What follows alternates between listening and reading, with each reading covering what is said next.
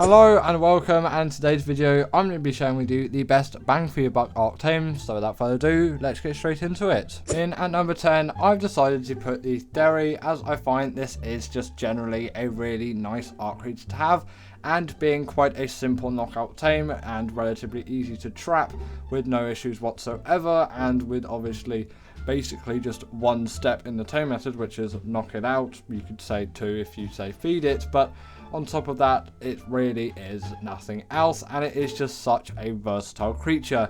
It is a great one for doing the dragon boss fight on the island, obviously, as it is particularly harsh to carnivores, and this being a herbivore which also deals loads and loads of damage, it does work very effectively in that given scenario. And on top of that, my favourite attribute about this creature is its great fibre gathering. Often you can find loads of herbivores out there that will gather berries for days, but no fibre. Obviously the moss chops does exist as well.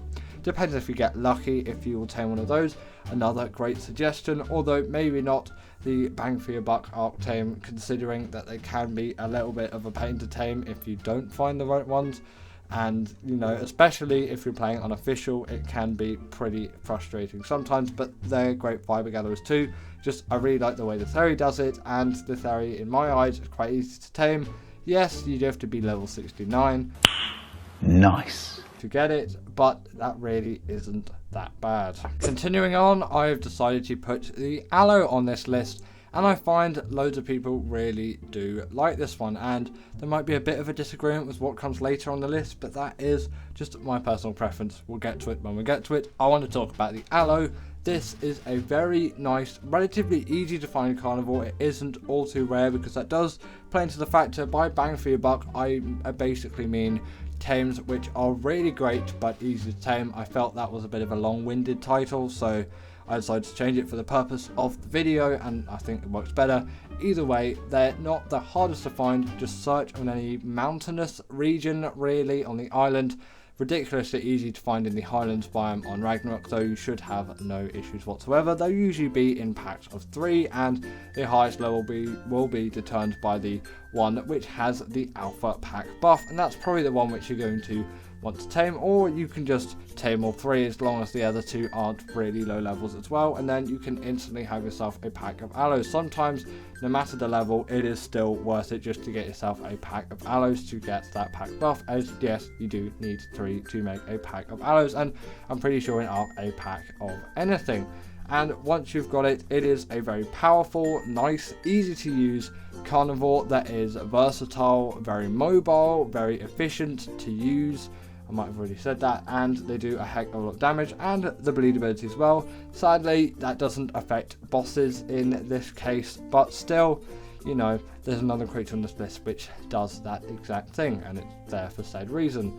They still have the bleed ability though for all other creatures, and are great boss fighting ones because of their reasonably high health, quite nice mobility, and very high damage, especially considering their size and ease of taming. So the Spinosaurus, an all-time favourite of mine, and I was contemplating to put the Rex here instead. I guess there's a brief honourable mention for it, but I always did prefer this creature, and I still do prefer it, and I use it in pretty much any scenario where you might want to use a Rex instead, which is boss fighting scenarios. I just love this creature for them. They are just so much more mobile than a Rex, and they tend to do a little bit more damage than a Rex as well, and once I bred them up a little bit and got some health mutations, their health is pretty much incomparable. Yes, you could probably get some higher health on a Rex, but still, that health is easily high enough for pretty much any boss fight in the game, apart from obviously all of the bosses on Extinction. Just use a Stego for the Forest Titan, which I've never actually done before, but apparently the TLC ability it got, the impaling, is absolutely OP. Whoever said that in the comments, thanks for the tip. The next time I do the Forest Titan, I will definitely use said method, and obviously you use the Quetzal for the Desert Titan as well, and you could use Gigas and Crocodonsauruses for the Ice Titan, possibly not, but the Ice Titan I've usually used something like a mech or something around those things. Either way, talking about the Spino again and not some other creatures that I like to use or have been suggested for me to use on Extinction bosses.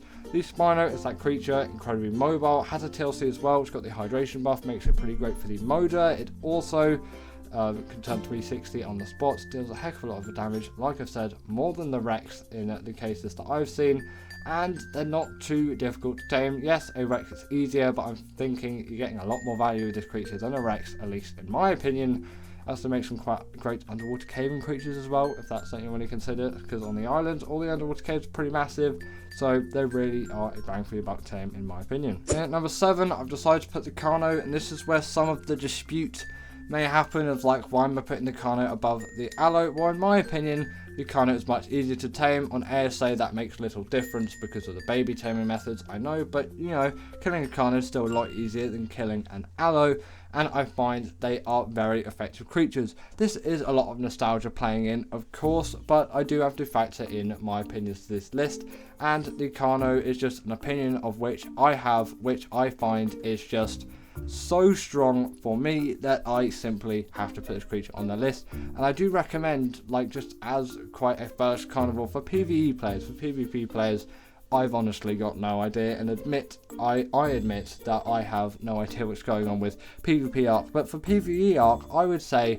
that the Caro is quite a nice creature to have. You can chill around on it, you can definitely get some work done with killing some creatures, harvesting all kinds of meat and hides, and in the early game it really is effective, and you can even do some bosses with it as well if you want to. They do the bleed ability, not to bosses of course, but to everything else that you'll find on the way, and they're pretty mobile, pretty fast, and I really do like their size, similar to the Megalosaurus as well, which is quite a nice creature. The only reason why I didn't put it on this list is they do spawn in caves, and that is a little bit too much for me to put them on this list, but I guess maybe in like spot 11 or something around that, because I really do like those creatures, and they also are a bit rare on the island as well, which is why I refrained from it. But yeah, Caro, really love this thing. So the Thler, one of those creatures where you really can't go across most maps without this thing if it does spawn on the map, and obviously you've got these Shadowmane as well, but their taming method is way too difficult for me to even consider putting them on the list, and I know their value is very high, but so is the demands for the tame method, so they simply can't be put on this list. But let's stop talking about the Shadowmane, shall we?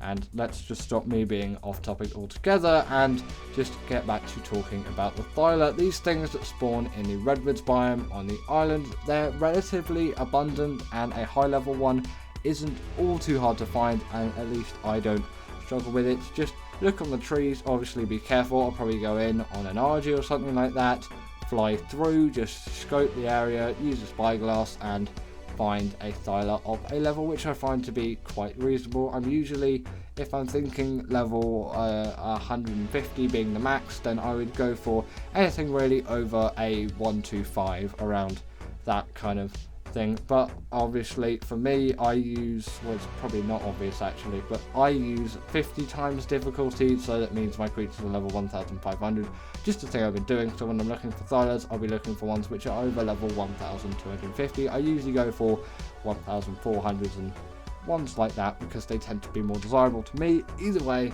let's stop with the talk of that. I feel like I'm getting really off topic on this one, but anyway, the Thler does the bleed ability, which is quite nice. Sadly, they can't go into bosses because of their wall climbing abilities, but they are very agile, very mobile, versatile creatures. They can climb any kind of wall or vertical surface. Really does make them effective mounts, and that is why I decided to put them on this list, as they are a very basic knockout tame. At number 5, we have got the Crystal Wyn, and come on, it is very deserving of the list, at least in my opinion. Some of you may be like, well, the Wyvern just has to be better, doesn't it, the normal Wyvern, because it's got a harder taming method, and you know those Wyverns must just be better generally, and I find that is a common misconception, at least from what I've heard. And the Crystal Wyn is one creature which I find is really disrespected. It comes on a literal free DLC, and they're ridiculously easy to tame and ridiculously versatile. You really should be using these things, at least obviously in my opinion. Obviously do consider that through this, but I would recommend getting the Blood Crystal Wyn. I just like that elemental ability the most, but the Emerald Crystal Wyn is quite a good suggestion as well. The Tropical Crystal Wyn, maybe not quite as much, but there is still value in this thing as just a general travelling mount. They also need no saddle whatsoever. Sadly, no natural armour like the Shadowmane, but no Wyvern has armour. I think there is some mods out there, or some item that's maybe vanilla. There's like a rock sort of thing that you can put in a thing, and then it gives you like 5 armor or something. Either way, it's very minute if there is one official, but that probably is like an S plus mod thing. I play with loads of mods these days, so I can't really keep track of what's vanilla and what's not. But yes, the tame method is very simple. Haven't actually talked about it yet, but I'll talk about it very briefly. It's passive tame, you've got to be level 60, knock out one of these things to get the prime crystal, and then again, passive tame, you've got to feed those things. But then once you've done it, you got yourself a wyvern for a much cheaper tame method and with better abilities. The RG, what a creature, really. It cannot be disrespected for all of its attributes, and it has been here for a long while, and it has kept us satisfied, at least me satisfied, for an awful long while. And I love these creatures, and with a very simple trap and some trank arrows, you're going to have no issue with taming these things whatsoever. Maybe it can be a little bit awkward to get them into a trap, especially on ASA, but I find it really isn't too much of an issue, and I can do it with relative ease and no difficulty. I did a little bit in the beginning when I started using traps to tame things, which was actually way too recently, and I think that was about 3 or 4 years ago. Previously to that, I would just, or prior to that I should say, I just knock these things out just in the open air and like chase them around on a griffin whenever those came out, or just, you know, hoped and waited. But the trap method is definitely a lot more efficient, a lot better obviously, and with those, the RG just being such a great creature, it does deserve the list. Of course, it has a portable smithy as a saddle. Great if you're doing caving and you don't want to go back all the way to your base, just have some smelted metal in its inventory, and then boom, you can repair it with your metal items. You can carry a wealth of creatures as well. They've got weight reduction, things like metal, crystal and obsidian, so if you pair it with an Anki and a Dodic, or either or really, because you can't carry both at the same time, you can get yourself loads of metal, crystal, stone and obsidian, and even more flint and wood and thatch and all of that. They also do have a nice regen buff as well. If you kill something and eat said dead body, it will come in a lot more handy than you might expect. At number 3, we have got the Bionics, and I really do love this creature. It is just so deserving of this spot in my opinion. It is the ideal caving creature for me, and with a simple knockout tame like this, it really does deserve to be on the bang for your buck Ark Tames. It is the only real downside, I should say, to its tame method is the fact that it spawns in a swamp biome, and it can be particularly hostile, especially with rhinognators and all of those things. And obviously you do need fish to tame this thing, but I don't find that is too much of an issue, as coelacanths are very abundant from all of my exploration of the Ark map. You really shouldn't worry about that too much. And then once you've tamed one, you've got yourself an extremely agile mobile tame, which is capable of just an awful lot. It is the best caving creature, like I've said. Yes, you can say the Shadowmane is great as well, but the fact that this is so much easier to tame and a lot more accessible to people considering the map that it spawns on, it really just takes the crown all the time, and it still does not fail in the water. The Shadowmane is a great underwater creature as well, but the Bionics definitely can do it as well. Obviously it's a bit of a pescivore in a way. It eats fish. You would expect it to swim very well, and it can stun creatures up the size of a Megalodon with its second attack. Very nice, neat creature. At number 2, we've got the Deinonychus, and you might be saying, well, the Deinonychus is much harder to tame, and it's not just a simple knockout one. Well, yes, but I find if you have yourself a grappling hook at hand or some kind of basic flyer, then this one really isn't either. Essentially, go to the Chalk Cliffs on Vaguero, a free DLC, so very accessible to everyone apart from, I think, Switch and mobile players at the moment. Not sure with the DLC situation for Switch players at the moment. Do you have Vaguero or not? Comment that down below, but mobile players, of course, won't, you know, what mobile be like. Hopefully that gets revamped for all of those people waiting on it. But yes, then once you've done that, you're going to want to raise that egg, and it can be done with just some torches to start off with. Unofficial, yes, it will be a pain because it will take a lot longer, but I find if you're playing on single player, this really isn't too bad of a tame. And your first one, you don't need to worry about imprints and all of that. You could just get one, and you can still reap a lot of the benefits, because you're probably not going to be doing bosses when you're like level 40, level 50. It is a little bit later on, but if you get that bit of a grind on in the early stages on Vaguero, you can get these things pretty quickly, within 5 hours even, if you're like really going for it. And if you're really going for it, you could probably get it in less than 2 hours, depending on what your rates are for your raising, because I am factoring all of that into the time as well. Once you've tamed one, they can deal bleed damage to bosses, which is just so OP. They're great traveling mounts. They can scale any kind of wall, vertical cliff. They take no fall damage. They have the pack buff, and in my opinion, they're not too difficult to tame. Just takes a little bit of effort, but then apart from that, you're going to get yourself the best bang for your buck, apart from the creature which is next on the list. And at number 1, we have got the Maywing.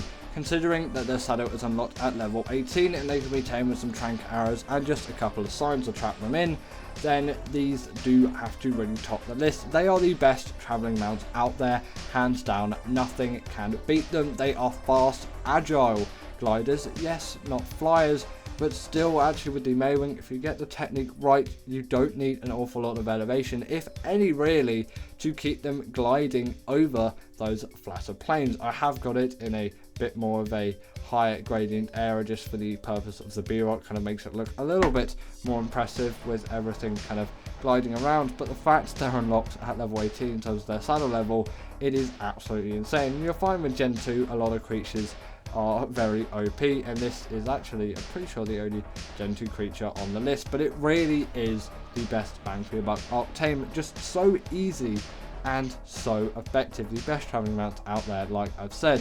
They also do act as a portable feeding trough, so for you people that do loads of breeding out there, these are going to come real handy. The Gigantoraptor will help out as well, but maybe not quite as much as the Maywing, especially considering how much easier the Maywing is to tame. I know I keep going on about it, but it really is so easy.